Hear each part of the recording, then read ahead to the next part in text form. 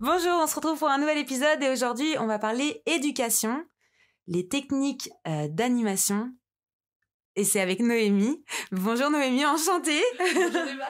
Même si on se connaît déjà, c'est vrai, je te dis enchantée. J'ai tellement l'habitude de recevoir des personnes que je connais pas que j'ai l'habitude de dire enchantée. En fait, j'ai été perturbée. Je me suis dit, attends, les techniques d'animation, on va parler des techniques d'animation pour la réinsertion.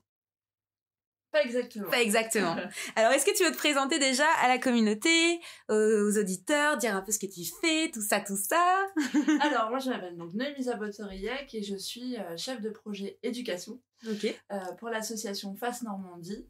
Et donc, moi, mes missions au quotidien, ça va être de faire le pont entre les entreprises et les collèges. Donc, avec les jeunes, les collégiens, collégiennes, pour leur faire découvrir des secteurs d'activité et des métiers. Et donc on intervient en classe directement avec des collaborateurs et collaboratrices d'entreprise pour animer ces séances-là. Ok, c'est intéressant. Ça fait combien de temps que tu fais ça du coup? Ça fait 2 ans et demi maintenant. Et qu'est-ce que tu faisais avant? Qu'est-ce qui t'a donné envie de faire ça? Quelle est ta casquette d'entrepreneuse là qui t'est dit ok, allez, ça y est, maintenant je vais mettre toute mon énergie pour aider des enfants en fait, pour aider des personnes. Longue histoire, ça remonte au moment du collège où dès le choix d'orientation en 4e, je ne savais pas du tout quoi faire et je n'ai jamais trouvé de métier coup de cœur. Donc moi c'est plus un profil atypique où j'ai commencé par un CAP pâtisserie après le collège, puis un CAP petite enfance, puis j'ai créé une association de danse. J'ai fait ensuite un diplôme d'accès aux études universitaires pour avoir le niveau bac. D'accord. Et ensuite, je me suis reconvertie dans les métiers du numérique. D'accord. Pour arriver enfin en chargée de mission éducation, donc en volontariat de service civique. Donc chez FACE Normandie il y a 2 ans et demi. Et puis depuis, j'ai évolué sur des postes de chargée de mission à temps complet. Et puis maintenant, chef de projet. Ok. Donc toujours eu cette envie d'entreprendre finalement. D'entreprendre. Et puis si je suis arrivée là aujourd'hui, c'est parce que donc, avec la difficulté d'orientation que j'avais, quand j'ai vu... l'offre de service civique, je me suis dit en fait il faut que je le fasse, il faut que moi aussi je témoigne auprès des jeunes et que je puisse les accompagner, leur partager mon expérience, toutes les difficultés en fait que j'ai pu rencontrer dans mes choix d'orientation et dans mon parcours. Et je me suis dit mais c'est important de transmettre et d'accompagner, puisque moi ce qui a été mon déclic, d'accepter on va dire mon profil particulier atypique, ça a été un témoignage en 2018 d'une entreprise qui est venue donc c'est un entrepreneur d'ailleurs qui est venu partager son parcours et je me suis dit à ce moment-là je suis pas anormale, il y a des gens comme moi, ça existe. Et donc j'ai eu ce déclic là et puis par la suite cette envie d'aider les jeunes. Voilà. C'est super intéressant ce que tu dis, parce que juste avant j'ai eu du coup Marion, que tu as pu croiser d'ailleurs dans le couloir. Et pour ceux qui veulent voir l'épisode, c'est l'épisode de la semaine dernière du coup. Et c'est vrai que c'était super intéressant parce qu'on parlait justement de comment trouver sa voie, à quel moment on sait vraiment ce qu'on veut faire dans la vie.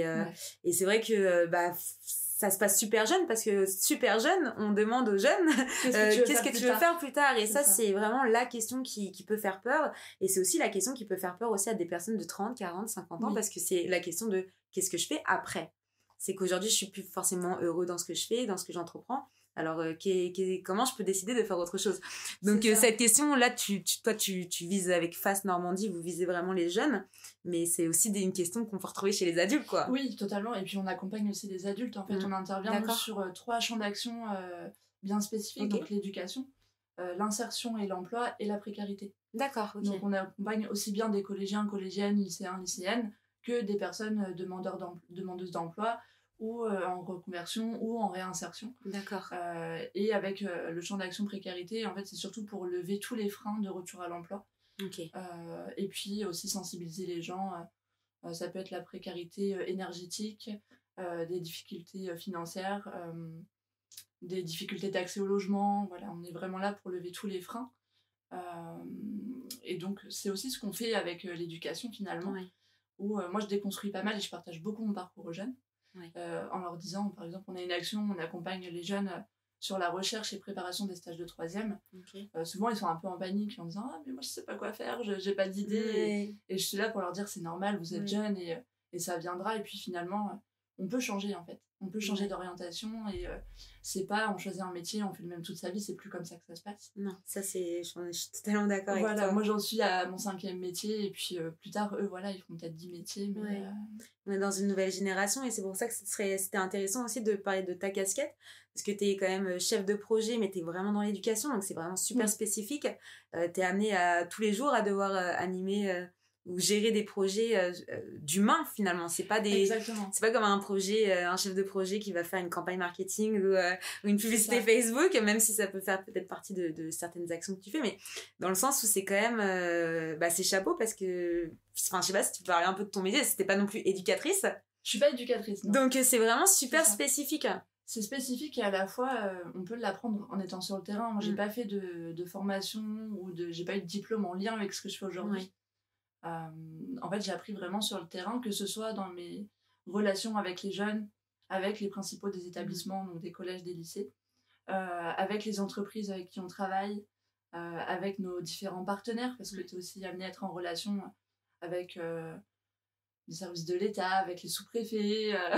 Donc parfois c'est un petit peu stressant, mais en fait tu rencontres énormément de personnes et tu te formes vraiment au fil de l'eau, quoi, et au fil des projets que tu construis. Donc c'est beaucoup de rencontres et c'est très, très enrichissant. Ouais, j'imagine. Pour la petite anecdote, j'ai participé à une de tes insertions.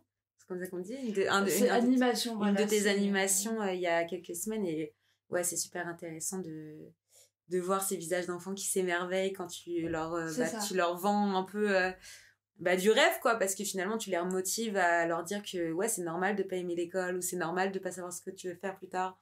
C'est normal de se poser des questions. Et ça, je pense qu'on est dans une société où on normalise pas assez les questions, même pour des adultes, se remettre en question. Ça devrait être normal, en fait, ça devrait pas être un problème. Il y a toujours cette peur de sortir de la zone de confort, finalement, et d'aller vers quelque chose qu'on ne connaît pas. Ouais, totalement.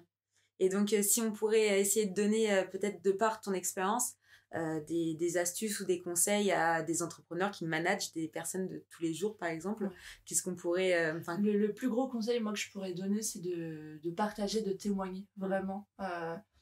Pas que les aspects positifs, parce que c'est aussi intéressant de parler des difficultés par lesquelles on est passé, ce qu'on rencontre au quotidien, mais vraiment de partager, de témoigner. Je pense que c'est ce qui peut être un élément déclencheur, en tout cas dans un parcours, et de se dire c'est possible, ça existe. Et même si sur le moment, la personne en question, voilà, ça lui fait pas forcément... ça lui évoque pas quelque chose en particulier, mais par la suite... on peut se dire, mais en fait, oui, on m'avait dit ça, il y a des solutions, et on n'est pas seul, surtout. Non, c'est clair. Chaque petit geste compte, hein. C'est vrai qu'il n'y a pas beaucoup d'entrepreneurs, vraiment, que je vois, qui s'intéressent vraiment à ces milieux-là, parce que, je sais pas, t'es chef d'entreprise, t'as beaucoup de choses à faire, t'as une vie qui va à 1000 à l'heure, tu gères tes rendez-vous, tu gères ta vie de famille, tu gères toute ta vie, en fait. C'est vraiment une vie à 1000 à l'heure. C'est ça, et donc il y a des personnes, je pense, qui apprennent pas forcément le temps de faire ce genre d'action, et que ce serait agréable de voir plus de personnes faire ce genre d'action. Totalement. Et nous, c'est ce qu'on encourage, hein, au niveau des entreprises qui participent. On a aussi bien des grands groupes, comme des PME, des PMI, des associations, c'est vraiment varié. Et chaque personne avec qui on travaille, c'est essentiellement pour présenter des métiers, un secteur d'activité et le parcours, en fait, aux jeunes. Donc on a plein de types de séances de ce style-là, comme celle à laquelle tu as participé. Donc peut-être que tu pourrais donner un peu des idées aux personnes qui nous écoutent, des idées d'animation, comment on en a plusieurs, il y a plusieurs façons. Donc nous on travaille sur principalement 3 actions techniques. Donc pour le petit jeu de mots, si jamais on fait des recherches, voilà, c'est TEKNIK. Voilà, et le projet technique, donc c'est une action de découverte et de sensibilisation au secteur d'activité et métiers donc techniques, numériques, industriels. Donc là, ça se passe en classe, directement au collège, comme ce que tu as pu faire. Et donc, on intervient dès la 5e sur différents types de séances. Donc la 5e, on va leur présenter un objet du quotidien et toute la chaîne de métiers que tu vas avoir autour. Donc c'est une approche un petit peu différente pour que ce soit plus parlant, parce qu'en 5e, tu as, on va dire, 11-12 ans, tu connais pas encore vraiment le milieu de l'entreprise, donc il faut l'aborder d'une façon différente. Ensuite, sur les 4e, on va avoir des forums métiers, comme ce que tu as pu faire. Donc là, toute une matinée, les entreprises vont présenter leur parcours Ok. Et leur métier, donc là, c'est plus pour pour que les jeunes puissent avoir une représentation des différents parcours possibles. Que ce soit un parcours atypique, un parcours linéaire, une personne qui a fait 20 ans dans la même boîte, puis finalement qui a changé plusieurs fois de métier. Ouais. Et avec les élèves de 3e, c'est à peu près les mêmes séances, mais là, c'est des séances un peu plus longues sur un domaine spécifique. Ok. Donc, ça peut être l'agroalimentaire, ça peut être le BTP, le pharmaceutique, peu importe, on en a plusieurs. Donc, ça, c'est pour technique. Et sur Wi-Fi... Alors, technique, Wi-Fi... Voilà, je passe à une autre action sur l'action Wi-Fi. Donc là, pareil, petit jeu de mots, hein, Wi-Fi, donc fille comme fille au pluriel. Ok. Une action à destination des jeunes filles de 4e, 3e, voire seconde, de découverte et d'acculturation au numérique. Ok. Donc pour là, c'est vraiment réservé insérer les femmes dans le numérique. Exclusivement voilà, aux jeunes filles pour leur montrer que c'est pas réservé qu'aux hommes et qu'elles aussi, elles ont accès à ces métiers-là. Ok. Donc ça, c'est une action qui se déroule sur 3 mois, sur du temps hors scolaire, tous les mercredis après-midi et une semaine pendant les vacances scolaires. Trop bien. Et chaque jeune fille, donc on accueille à peu près 20-25 jeunes filles sur cette promotion-là. Donc on en a 5-6 en Normandie. Et chaque jeune fille est accompagnée par une marraine, issue d'une entreprise, pas spécifiquement numérique, mais là on va retrouver tout type de profil, des directrices, des entrepreneuses. Voilà, on a un peu de tout. Et d'ailleurs, moi je fonctionne beaucoup avec des personnes entrepreneurs ou en freelance, pour qu'elles puissent apporter justement cette vision aux jeunes filles. C'est cool, ça. Donc ouais, c'est chouette. Et dans ce cas-là, c'est un vrai accompagnement. Par exemple, si une personne est indépendante, entrepreneur, elle peut accompagner une jeune fille pendant 3 mois et partager son parcours. Donc c'est super sympa. Intéressant. Ça, c'est un bon exemple, en tout cas, d'engagement auprès des jeunes. Oui, c'est clair. Et donc le 3e ? Le 3e, qui est Stage Académie. Stage Académie, donc de l'accompagnement à la recherche et à la préparation du stage de 3e. Donc là, c'est en classe entière aussi. On travaille sur différents sujets. Comment on fait pour rechercher un stage, on travaille sur la mobilité, on travaille sur la connaissance des secteurs d'activité et puis aussi sur tout ce qui est vocabulaire du monde professionnel. C'est quoi une entreprise, c'est quoi une collectivité locale, une association, etc. Donc tout ça, c'est les programmes un peu, vous donne des exemples d'animation que vous pouvez avoir avec des enfants et avec des adultes, du coup. Avec des adultes, ça va être à peu près le même type d'atelier, donc alors des plus ateliers spécifiques. Mais ça va être des ateliers thématiques, par exemple comment réaliser un CV, s'entraîner pour un entretien professionnel. Ça peut être des visites d'entreprise aussi. Ça, c'est très intéressant. Et on a beaucoup d'actions de mentorat. Donc, que ce soit aussi des entrepreneurs ou des professionnels de différents profils qui vont être là pour accompagner des personnes en recherche ou en reconversion. C'est intéressant. Franchement, j'espère que ça va donner envie à certaines personnes de contacter FACE Normandie et de participer et d'aider leurs prochains. C'est ça. Et finalement, en fait, peu importe le secteur d'activité, peu importe le métier, peu importe le parcours et le profil... toute personne est bienvenue tant qu'elle a envie de partager, de passer un petit peu de temps avec une personne. Est-ce que tu as eu des moments très émouvants ? Ah, il y en a eu. Il y en a eu beaucoup, notamment sur le programme Wi-Fi où quand tu fais la clôture du programme, tu as un peu toutes les jeunes filles qui te remercient pour ce que tu leur as apporté, les découvertes qu'elles ont eues, que ce soit les ateliers pratiques, les visites d'entreprise, le marrainage. C'est vraiment varié. Et puis en 3 mois, tu vois vraiment l'évolution. Tu les accompagnes en tout début de parcours, elles sont toutes timides et à la fin elles te prennent le micro sur l'estrade. Elles font le show. Ça c'est cool. Donc oui, j'ai eu des moments émouvants où des jeunes filles me remercient au micro. Et puis j'ai aussi eu un moment très émouvant avec une maman. Donc on avait accompagné une jeune fille en 2020 sur l'action Wi-Fi. Et aujourd'hui elle est en première. Au lycée, elle fait une première spécialité NSI, donc numérique et sciences de l'informatique. Et elle veut être ingénieure en développement informatique maintenant. Donc la maman était trop contente et elle nous remercie grandement en tout cas pour l'accompagnement. Donc ça, c'est toujours des moments très émouvants. Dès l'instant que tu... En fait, ce que j'ai aimé aussi chez toi, c'est que tu fais pas ça pour avoir des remerciements, en fait. Tu fais ça avec ton cœur. Et du coup, quand t'es un peu dans mon sens, et donc quand t'as des remerciements de quelque chose qu'en fait tu t'attends pas du tout, parce que pour toi tu le fais, c'est normal, parce que tu te sens, tu as envie de le faire et tu te sens dans la capacité de le faire, donc tu le fais. Et ces moments-là où les gens te remercient et qui t'envoient du courage, que ce soit en physique, c'est encore plus émouvant. C'est limite, tu vas pas verser ta larme. C'est presque ça. Mais voilà, mais c'est vrai que par message, ça fait toujours... ça fait toujours un truc et tu dis, ah ouais, ok, c'est... Tu vois, dans tes moments durs que tu peux pas traverser, que ce soit avec peut-être des enfants un peu plus difficiles, un peu plus...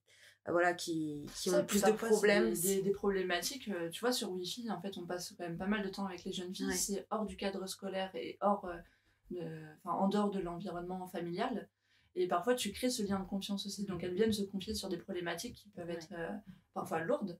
Donc là, il faut avoir le cœur accroché parce que voilà, ça peut être des vraies choses. Ça peut être des vraies choses, mais c'est là aussi où tu comprends l'importance de ce que tu fais et que tu dis, t'es pas là uniquement pour de la découverte des métiers, t'es aussi là pour leur donner confiance en elles et soulever parfois des problématiques. J'ai déjà eu des jeunes filles qui m'ont dit, bah voilà, je me suis fait pirater mon compte Instagram et il y a un homme qui utilise toutes mes photos et dans ce cas-là, comment je fais? Donc on est aussi là pour... ok, d'accord. Voilà, t'as ce genre de problématiques. Parfois, c'est des problématiques plus graves sur des attouchements ou des viols. Ça arrive. Voilà.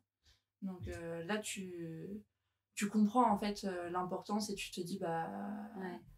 Il y a un vrai rôle, il y a un vrai rôle à jouer. Il y a un vrai truc à faire et ça, c'est important. De toute façon, toutes les petites actions, c'est pour ça, vraiment, cet épisode-là, c'est pas forcément un épisode comme j'ai pu avoir l'habitude de faire où j'ai un entrepreneur qui parle un peu des étapes, où on va vraiment donner des conseils marketing ou publicitaires, où vraiment on est un peu hors cadre de I am the boss, mais à tous les boss justement qui peuvent nous regarder, si vous pouvez juste prendre 5 minutes de votre temps, voire 1 heure de votre temps, même si c'est 1 fois par mois, bah, ça sera toujours 1 fois par mois.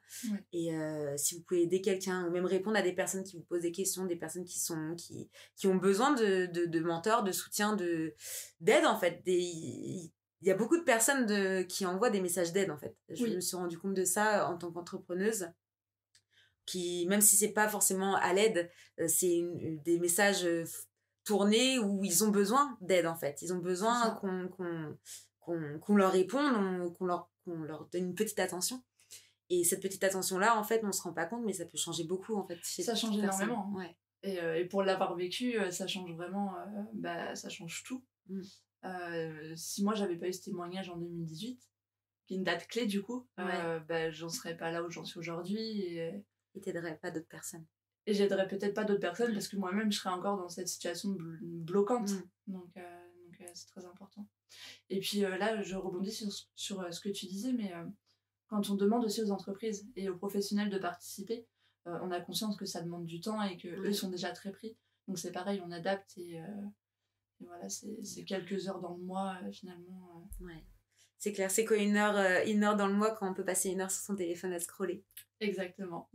En tout cas, merci beaucoup Noémie, c'était super sympa de papoter avec toi. J'espère qu'on va motiver des personnes à donner du temps. Et si vous voulez retrouver Face Normandie, je vais mettre les informations dans les ressources de l'épisode. Et puis, merci beaucoup en tout cas. Merci à toi. Merci à tout le monde. Ciao, ciao.